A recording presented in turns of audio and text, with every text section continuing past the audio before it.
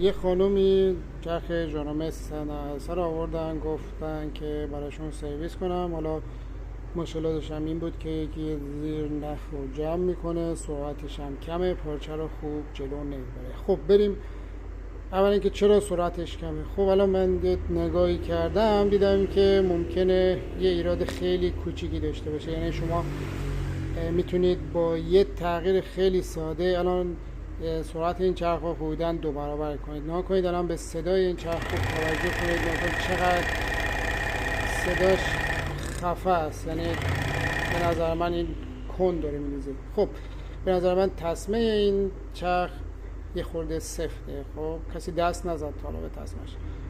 بعد الان باید چیکار کنیم؟ این تسمش رو یه خورده شلتر ببندیم.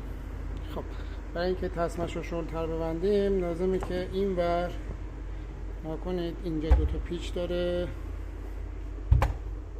اینجا و اینجا، اینا رو باز کنیم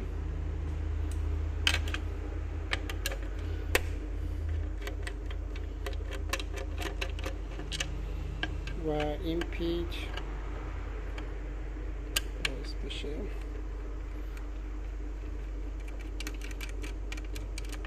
خب اینا به طور کامل در اومده. خب نگاه کنید توی این قسمت اینجا 2 تا پیچ داره. خب این پیچ و این پیچ تنظیم کننده اندازه شل سیفتی این هستن. خب الان یه خورده اینو با هم دیگه شلتر میکنیم. خب به کافیه اینا یه خورده زور بزنم شلتر بشه، اینم یه خورده شلتر. خب یه خورده تسمه‌ش اومد. حالا نگاه کنید یک کوچولو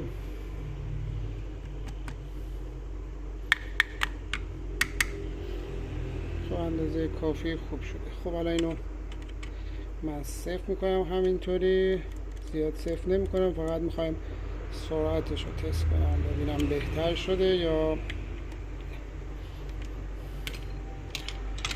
اینو میذاریم کنار، دوباره اینو برمیگردونیم، فیشش رو میزنیم. الان نگاه کنید صداش رو ببینید چقدر خوب شد، با سرعت بیشتری، یعنی 2 برابر حدوداً داره کار میکنه. خب پس با یه تغییر کوچیک تونستیم سرعت اینو زیاد کنیم.